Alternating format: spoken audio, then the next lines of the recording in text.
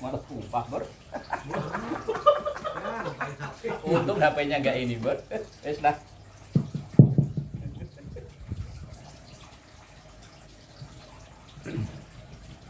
Bismillahirrahmanirrahim. Ila hadratin Nabi. Assalamualaikum warahmatullahi wabarakatuh. Ila hadratin Nabi Mustafa Muhammadin sallallahu alaihi wasallam wa ala alihi wa ashabihi wa azwajihi wa dzurriyyatihi wa ahli baitihi al-kiram wa jami' ummatihi minal muslimin wal muslimat wal mu'minin wal mu'minat ayyina ma kanu khususan mu'allif fil kitab Syekh Ahmad Al-Hashimi syaulillahi lahum al-Fatihah. A'udzu billahi minasy syaithanir rajim. Bismillahir rahmanir rahim. Alhamdulillahi rabbil alamin arrahmanir rahim maliki yaumiddin. Iyyaka na'budu wa iyyaka nasta'in ihdinas siratal mustaqim. Siratal ladzina an'amta 'alaihim ghairil maghdubi 'alaihim waladdallin. Amin. Bismillahirrahmanirrahim. Ma min abdin yuridu ayyartafi'a fid dunya darajatan. Itu ya dia. Bismillahirrahmanirrahim. Ma min abdin, tidaklah seorang hamba yuridu yang menghendaki ayyartafi'a, kehormatan atau naik fid dunya, di dunia, darajatan, derajatnya. Fartafa'a, dan memang benar dia naik derajatnya, illa wada'ahu Allah Ta'ala, kecuali Allah akan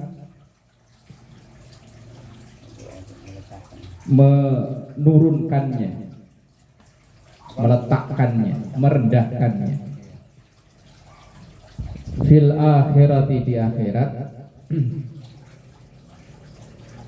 darajatan, derajatnya, akbaru minha, lebih dari itu, wa atwala, dan lebih lama.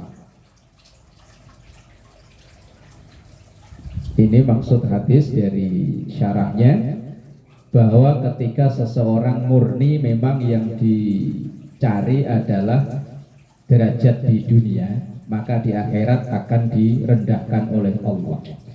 Kalau derajat dunia, kalau DPR ya paling 4 tahun, presiden 4 tahun, paling banter nyalon 2 kali, 3 kali udah gak boleh. Kalau lurah berapa tahun lurah? 8. Lama ya lurah ya? 8, berapa kali periode? 2 periode juga. Oh, paling lama berarti lurah ya? Minta perpanjangan waktu. Kalau hanya yang diuber itu saja, murni itu, maka di akhirat justru akan direndahkan oleh Allah. Dan itu lebih dari itu, dan durasi waktunya lebih lama. Nah terus apakah nggak boleh? Boleh. Umat Islam harus jadi penguasa, karena dengan kekuasaan itulah Islam seperti difasilitasi. Mazhab yang ada itu bisa berkembang, itu karena salah satunya ya ada faktor pemerintah, kekuasaan. Nah yang tidak berkembang itu ya karena tidak ada faktor kekuasaan. FPI itu dulu seandainya didukung pemerintah, ya nggak mungkin dibubarin ya. Makanya ya pemerintah itu paling tidak ya berpengaruh. Makanya ya umat Islam pada berebut ini sebetulnya satu sisi baik, kalau memang tujuannya untuk baik. Wong, saya diceritain temen di Kalibaru, karena RW-nya nggak mendukung masjid, itu aja kalau ngadain acara itu susahnya nggak karuan, izin RW. Untuk di sini RW-nya ikut ngaji, aman. Ustaz Adi itu kalau ngadain maulid, ngadain apa itu lah, ribet karena nggak dapat tanda tangan dari RW. Ntar tanya kayak interogasi, polisi interogasi. Ya kalau sekarang sih alhamdulillah tanya RW baru, termasuk orang masjid. RW yang lama, waduh susah. Makanya kekuasaan itu ya perlu, apalagi kekuasaan yang untuk membantu urusan agama. Kalau sono aman Bor ya? Aman. Iya pembina masjid aman. Bismillahirrahmanirrahim. Ma min abdin, tidaklah seorang hamba yusolli bersolawat. Itu yusolli tidak dimanai sholat tuh Pak Haji. Yusolli di situ dimanai solawat. Alayya kepadaku, illa kecuali sholat membaca solawat. Alaihi untuk orang tersebut, siapa yang baca solawat, al malaikatu malaikat, madama yusolli alayya, selama orang itu masih mau bersalawat kepadaku. Ketika kita membaca solawat, maka malaikat itu mendoakan kita selama kita masih mau bersolawat. Cuma kadang asal di Arab dikirainnya solawat, apalagi yang masyhur. Kadang kalau anak-anak ya tarim, itu kan bukan solawat, itu kan nyebut nama kota. Ya mending ya Bekasi. Lah iya, oh ya Bojong. Lah kan tapi di sini dulu zaman-zamannya sama si Padil kan sering di sini ya tarim. Dikiranya selawat, padahal bukan. Kalau zaman dulu apa yang dulu ya? Zaman Mas'ud Siddiq itu. Magadir. Wah, Magadir, salamin bait. Dikirainya mah pokoknya asal Arab, dikirainya selawat. Apalagi langsung yang nyanyiin grup hadro, grup marawis, langsung ada sautan Allah. Ya Allah, dikirainya selawat, padahal bukan. Kayak salamin bait itu kan kalau diterjemahkan kan orang yang pacarnya jauh, mengucap salam dari jauh. Ya wis lah ya, dikirainya pokoknya asal Arab ya. Orang berselawat. Sama kayak orang ngelihat kertas tulisan Arab dikira ini Quran, padahal mah itu iklan obat nyamuk apa iklan. Ya itulah karena keawaman kita lah ya. Asal Arab dikirainya sholawat. Ada orang berantem diaminin. Aduh ya Allah, ya karena awamnya kita. Itu aja adem sari larutan cap kaki 3 bahasa Arab tulisannya. Lah sholawat minimal ya, kalau yang benar-benar sholawat kan sallallahu ala Muhammad. Kalau yang paling afdol ya sholawat Ibrahimiyah yang ada dalam sholat itu. Allahumma sholli ala, yang kita pakai Sayyidina ya enggak ya terserah sonolah ya. Sampai innaka hamidun majid, itu sholawat yang paling istimewa. Selain diajarkan oleh Rasulullah, itu yang dibaca dalam sholat. Sholawat nariyah juga nggak boleh dibaca sholat ya. Nggak bisa menggugurkan rukunnya sholat. Saking demennya sholawat nariyah tak dibaca. Apalagi orang-orang Wahabi bilangnya sholawat nariyah itu mengandung kesyirikan, menyamakan Rasulullah dengan Allah. Padahal di situ ada lafaz bihi, tanhallu bihil uqadu wa tanfariju bihil qurabu. Bihi itu kalimat tawassul, yaitu dengan Rasulullah, melalui Rasulullah. Bukan Rasulullah yang menyelesaikan masalah, bukan, tapi Allah. Kita berdoa melalui berwasilah, bertawassul pada Rasulullah sallallahu alaihi wasallam. Fal yuqallil, maka silahkan membaca sedikit al-abdu seorang hamba fi dzalika dalam selawat itu, aul yuksir atau membaca banyak. Mau baca dikit ya monggo, mau banyak ya monggo. Dalam hadis lain, orang yang dekat dengan Rasulullah kayak yang dulu udah ada itu di surga itu adalah orang yang paling banyak membaca sholawat. Tapi yang benar-benar sholawat tadi, bukan yang penting Arab. Yang penting Arab digelain sholawat. Lah iya kadang mah ya bukan sholawatan loh ya. Apa itu ya? Yang sering kok saya dengar lupa deh, enggak hafal sih ya. Itu yo kalau diterjemahkan ya bukan sholawat. Itu yang Sholatullohi ala Yamani, itu kan Yaman ya, enggak jadi artinya gitu. Sholatullah Apa itu? Alal Yaman. Kalau itu terjemahnya enggak begitu berarti. Bukan. Yaman itu nama wilayah dulu. Kayak umpama ini loh. Ini itu dulu umpama masuk wilayah apa gitu loh. Umpama ya dulu ini loh Tarumajaya ini dulu umpama disebut wilayah apa gitu. Cuman karena pemekaran wilayah akhirnya udah nggak disebut Yamani lagi. Kayak Thayyibah itu kan nama panggilan untuk kota Madinah. Lah Yamani itu dulu untuk wilayah Mekah, Madinah dan berapa wilayah itu disebutnya Yamani. Kalau dulu di daerah kayak di daerah saya itu ex Karesidenan Pati. Karesidenan Pati itu dulu melewati Jepara, Kudus, Rembang, Purwodadi. Lah itu kalau sekarang kan udah nggak ada Karesidenan. Lah kayak gitu loh. Yamani itu maksudnya begitu, bukan kok Yamani itu Yaman, bukan. Saya udah pernah baca apa itu tulisan siapa itu yang membahas masalah itu. Sebelum rame-ramenya nasab Sebelum rame-ramenya nasab itu udah ada pernah bahas itu masalah Yamani. Yamani itu bukan Yaman. Nah, dalam rukun haji itu kan ada mikot Yamani atau apa kan? Nah, itu Yamani itu maksudnya itu. Bukan kok Yamani itu Yaman bukan. Lah membaca salawat fal yuqallil abdu fi dzalika aw yuksir. Mau baca banyak mau dikit yo terserah. Ini amalan-amalan yang mudah untuk mendatangkan pahala ya salawat. Bismillahirrahmanirrahim. Ma min abdin muslimin. Tidaklah seorang hamba muslim yad'u ia berdoa li akhihi untuk saudaranya bidzahril ghaibi tanpa sepengetahuan. Kita mendoakan orang lain tapi yang kita doakan itu enggak tahu. Nah, kalau kita doakan ya muslimin wal muslimat wal mu'minin wal mu'minat. Berarti ya mendoakan semuanya ya.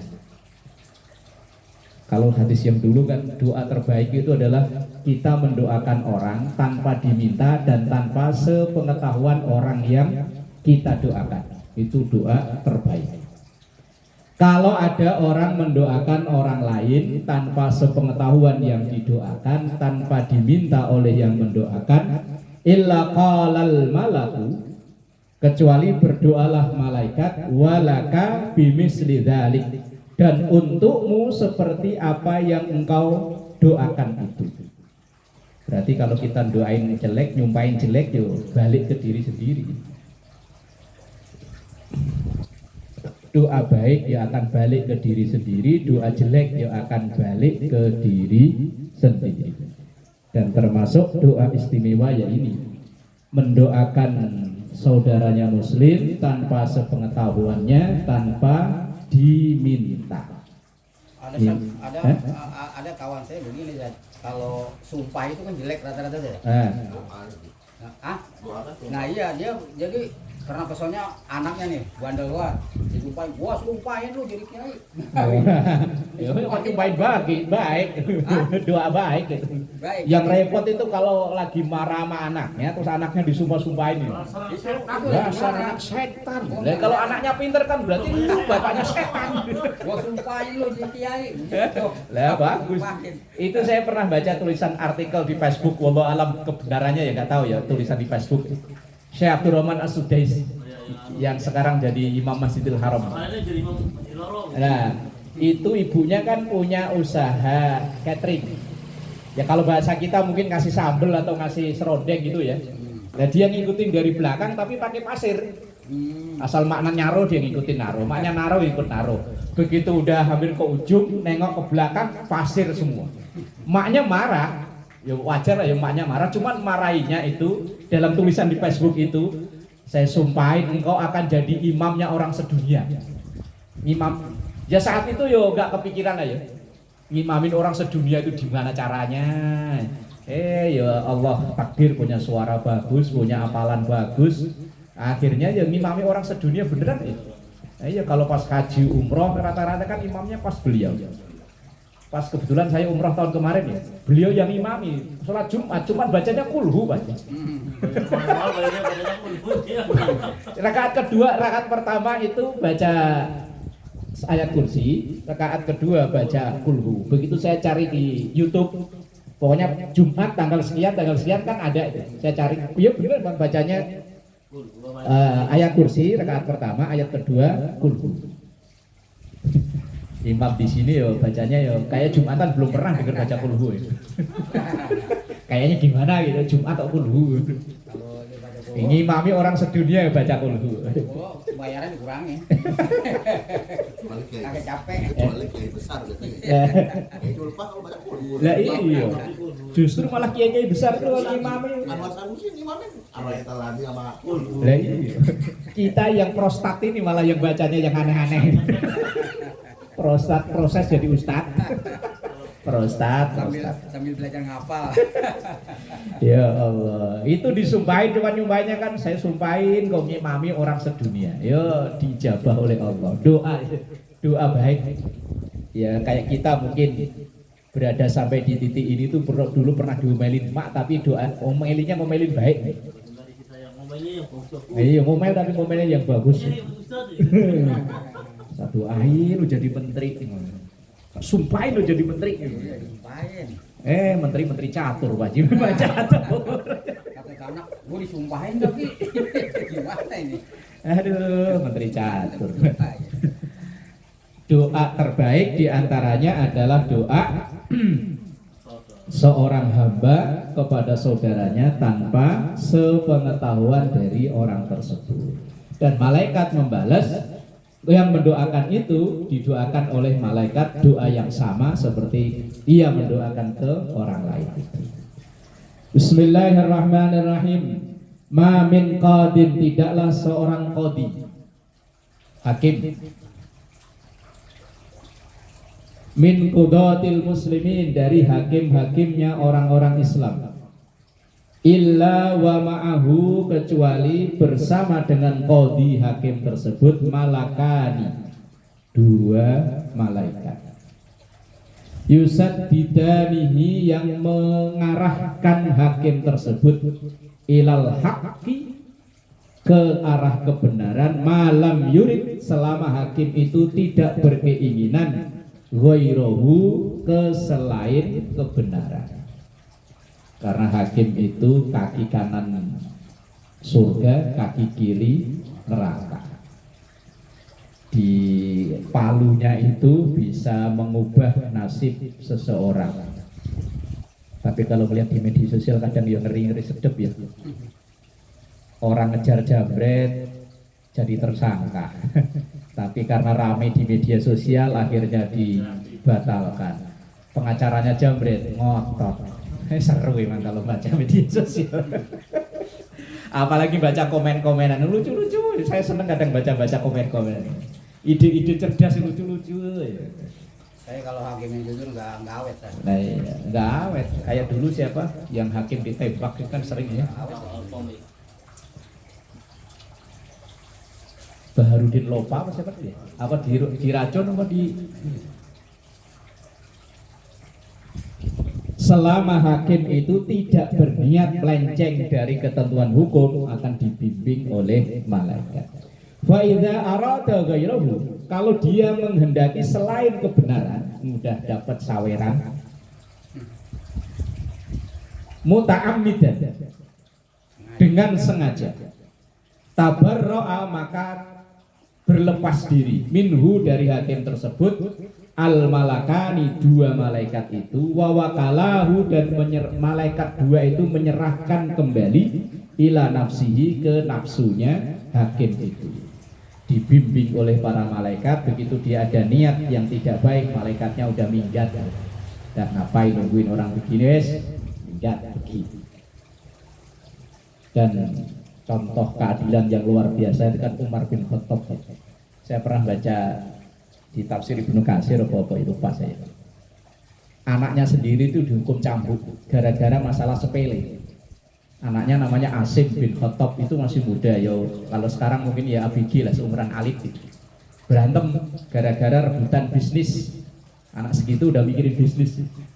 Nah, entah sengaja apa enggak, orang yang diajak berantem itu kena tonjok apa-apa, lapor ke Umar. Kamu diapain? Sabet. Nah, terus Umar ya kalau gitu ambil pecut, sabet balik anaknya sendiri. Kalau kita ya anak itu dibelain ya. Enggak apa-apa, enggak sengaja ya, enggak sengaja. Itu dramatis itu. Dan sampai saya cari-cari di medsos tentang kasus itu, sampai dijadikan ada peneliti dari luar negeri menulis tentang keadilan dalam Islam ya, yang dari tokoh utama Umar bin Khattab. Banyak kasus yang diselesaikan oleh Umar bin Khattab yang melibatkan keluarganya sendiri. Sampai anaknya itu dilarang berbisnis, sampai anaknya dilarang diangkat jadi gubernur. Padahal anaknya itu udah memenuhi kualifikasi lah, yo pinter, cerdas, enggak dikarbit, bor.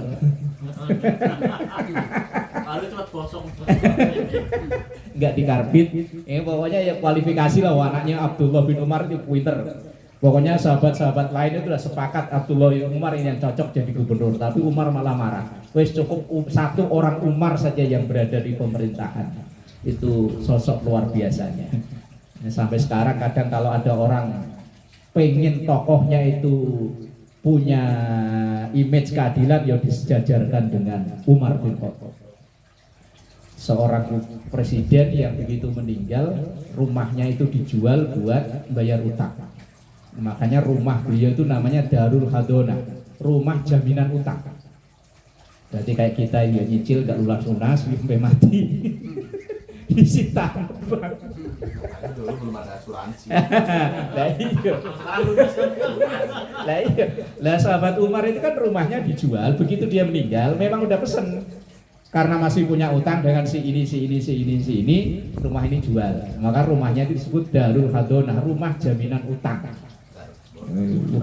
Seorang presiden ya, rumah yang rumahnya nggak seberapa gedenya buat jaminan utang. Itu utang buat makan, bukan untuk biaya kampanye, bukan.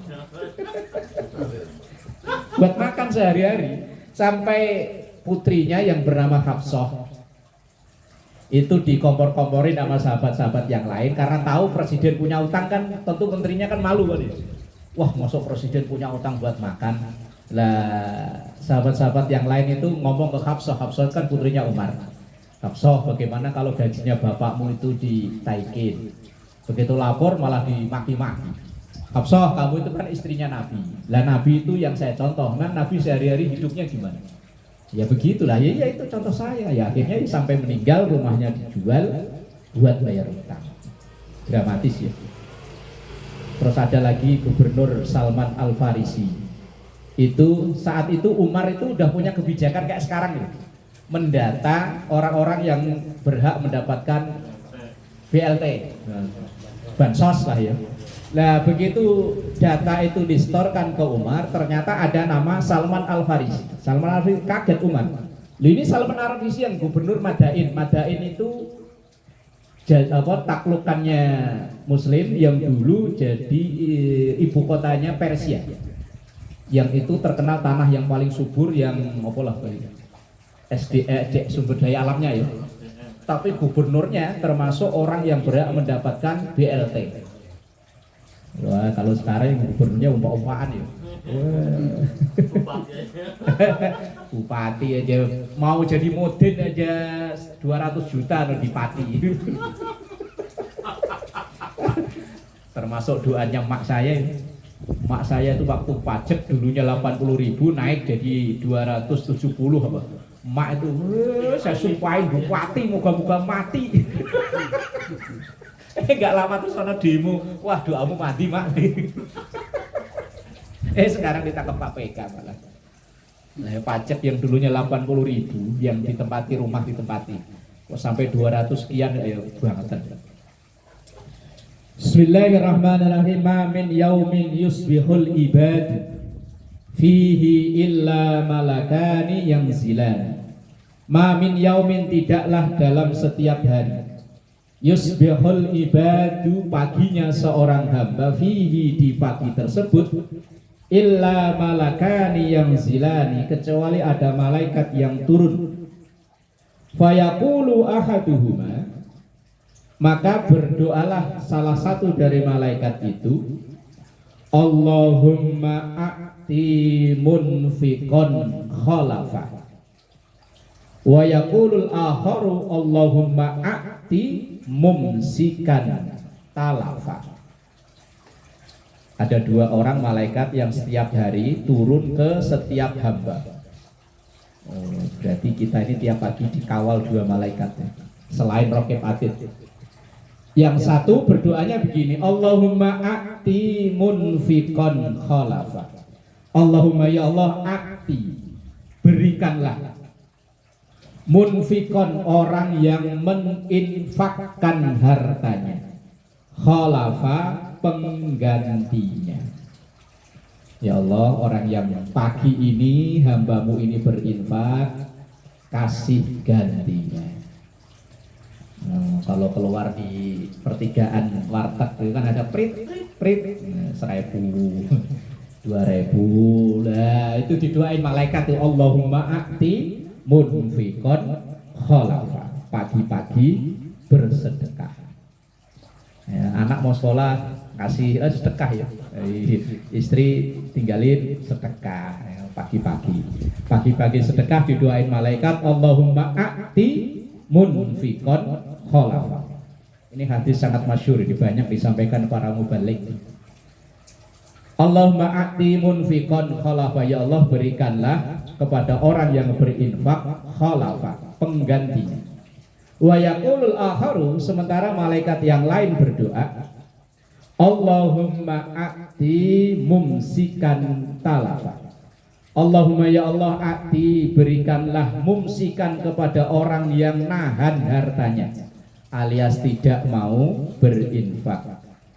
Diberikan apa? Talafa, kehancuran, kerusakan. Air yang enggak ngalir itu jadi penyakit, jadi sarang nyamuk ya. Ikan aja itu alir kalau nggak ada muternya ya mati ikannya. Ya makanya duit ya muter, gantian megang. Pagi megang, keluarin, muter lagi terus, sirkulasinya biar lancar, biar sehat. Dan doanya malaikat, hadisnya Rasulullah di riwayat Bukhari Muslim dari Abu Hurairah radhiyallahu anhu. Bismillahirrahmanirrahim. Masalul mujahid, perumpamaan orang yang berjihad fi sabilillah, di jalan Allah. Wallahu a'lamu, dan Allah yang lebih mengetahui. Biman, dengan apa yujahidu, mujahid itu berjihad, fi sabilihi, di jalannya. Kamasalis imil qaimi, seperti orang yang berpuasa siangnya, al-qaimi, dan malamnya tahajud. Lah kalau jihad zaman dulu ya perang. Zaman mbah-mbah kita mungkin masih ngalami perang lawan penjajah, kebetulan yang jajah ya agamanya beda. Nah sekarang ya jihadnya ya pagi-pagi sampai ke mana bor, drainase Cakung. Hujan gede banjir jihad bor. Iya situ mending motornya tinggi ya. Kayak motor pendek Pak Pardi ya, nyebrang kali mogok. Jihad ya Pak Pardi ya. Alhamdulillah enggak ya, aman ya. Jihad. Jihadnya ya begitu. Ya jihadnya orang dulu ya perang. Nah, kalau sekarang perang lawan siapa? Indonesia negara damai, Darussalam Indonesia ini. Lah orang yang berjihad itu pahalanya seperti siangnya berpuasa, malamnya al-qaim, orang yang bangun tahajud. Wa tawakkalallahu lil mujahidi fi sabilihi, in tawaffahu ayyudkhilahu al-jannah. Dan Allah pasrahkan kepada orang mujahid itu di jalannya, in tawaffahu, apabila ia meninggal, ayyudkhilahu, maka akan dimasukkan orang tersebut al-jannata, surga. Maka orang yang berangkat bekerja niat untuk nyari rezeki halal, untuk biaya sekolah anak, biaya kehidupan sehari-hari, itu yo jihad. Maka kok seandainya dia tidak panjang umur, habis banjir ada lubangan gua bruk, lah kok inna lillahi wa inna ilaihi rajiun, syahid Kalau memang tadi itu niatnya benar ya insya Allah surganya Allah. Karena ada dosa yang tidak terampuni oleh sholat, tidak terampuni oleh zakat, puasa, haji, tapi terampuni oleh orang yang giat mencari rezeki yang halal. Yo kerja. Au yurji'ahu, atau Allah mengembalikan orang tersebut saliman dalam keadaan selamat, ma'a ajrin, serta memperoleh upah, au ghanimatin, atau rampasan perang. Sekarang udah nggak ada. Kalau dulu ghanimah, harta yang jadi milik lawan begitu musuhnya kalah, hartanya lawan begitu musuhnya kalah itu menjadi ghanimah. Ghanimah itu rampasan perang. Termasuk perempuan langsung Itu jadi halal, budak. Itu halal dia. Halal. Halal dalam Islam hukumnya halal. Harta yang dimiliki oleh musuh itu halal. Lah, umat Islam sampai kalah di perang Uhud itu gara-gara kepancing ghanimah. Dan memang itu taktiknya Khalid bin Walid, cerdasnya luar biasa. Tapi alhamdulillah akhirnya masuk Islam. Umat Islam kalah itu kan gara-gara dipancing ghanimah sama Khalid bin Walid. Begitu pasukan yang dari atas bukit menjadi anak panah, kelihatannya musuh kalah. Dan memang itu udah diatur. Emas dijejer, wah begitu panah ditinggal di atas, turun pada ngambil ghanimah itu. Lah ternyata dari seberang bukit sono pasukan lawan udah siap, ganti udah nyampe bawah di hujani anak panah, selesai kalah. Ditipu muslihatnya Khalid bin Walid, luar biasanya cerdasnya panglima perang yang nggak pernah kalah. Khalid bin Walid itu kan putranya dari Walid bin Mughirah. Bapaknya itu sangat memusuhi Rasulullah, tapi anaknya sangat membela Rasulullah. Panglima perang yang nggak pernah kalah sampai dipensiunkan oleh Umar bin Khattab. Dipensiunkan bukan karena prestasinya jelek, enggak, tapi malah justru pas saat di puncak-puncak karir dipensiunkan. Nah ketika ditanya kenapa Khalid bin Walid yang prestasinya bagus kok diberhentikan, jawaban Umar, saya khawatir nanti orang-orang itu malah memuja Khalid bin Walid, khawatirnya sampai menyembah Khalid bin Walid yang seakan-akan ini nggak pernah kalah. Makanya untuk itu yo, lah justru Khalid bin Walid malah berterima kasih kepada Umar. Alhamdulillah Khalifah, kalau seandainya nggak diberhentiin, saya jadi orang sombong, nggak pernah kalah. Begitu diginikan, oh ternyata. Dan akhirnya dipimpin oleh Ubaidah bin Jarrah yang saat itu baru umurnya 19 tahun, menggantikan Khalid bin Walid, panglima perang senior. Itu sejarah. Ghanimah itu rampasan perang. Ya, yang laki-laki jadi budak, kalau yang perempuan ya jadi budak dan boleh digauli. Makanya dulu kalau orang kaya itu kan istri si satu, cuman budaknya 6. Boleh ngambil ya. Budak tuh beli, kayak kebo beli. Ntar kalau bosen jual. Kalau perempuan ya boleh digauli. Tapi Islam kan akhirnya begitu ada pelanggaran berat itu tebusannya memerdekakan budak. Itu dalam rangka Islam itu ingin menghapuskan perbudakan. Bismillahirrahmanirrahim. Min qaumin yaqumuna min majlisin. Tidaklah satu kaum yang ia berdiri dari satu majlis. La yadhkurunallaha ta'ala fihi, yang di majlis itu tidak menyebut nama Allah sama sekali. Illa qamu, kecuali orang-orang itu berdiri an misli jifani himarin, seperti meninggalkan bangkai himar. Kumpul-kumpul kok gak disebut nama Allah sama sekali, maka kumpul-kumpulnya itu lebih bau daripada bangkai himar. Makanya budaya NU selesai langsung Sallallahu Muhammad, salawat bubariyah. Asal dibaca salawat itu ya otomatis bubar. Namanya salawat bubariyah. Wa kana dzalikal majlisu, dan adalah majlis itu alaihim, bagi mereka itu hasratan, penyesalan, yaumal qiyamati, di hari kiamat. dibacakan nama Allah ya entah nyebut bismillah. Muqaddimah sambutan ada assalamualaikum, berarti kan udah nyebut nama Allah. Muqaddimah sambutan ada alhamdulillah, biasanya alhamdulillahirabbil alamin, oh, udah nyebut nama Allah. Nah majelis itu kan bukan hanya majelis begini ya, duduk ngumpul-ngumpul ya majelis. Apa majelis markidang, mangan-mangan itu ya majelis. Paling enggak ada sambutan assalamualaikum, udah nyebut nama Allah, warahmatullahi, udah nyebut nama Allah. Salam itu kan doa minta 3 permintaan kan, keselamatan, rahmat, kasih sayang dan berkah. Berarti sudah memenuhi kriteria menyebut nama Allah. Apalagi majelis zikir la ilaha illallah, berapa kali nyebut nama Allah. Lah kok orang sono bilang katanya bid'ah. Loh, asal duduk di situ nyebut nama Allah berarti ya tidak ada bau bangkai. Lah kalau cuma duduk dongeng ngalor ngidul enggak ada sama sekali menyebut nama Allah, ya kamisli jifani himarin, maka seperti meninggalkan bangkai himar. Wallahu a'lam bishawab.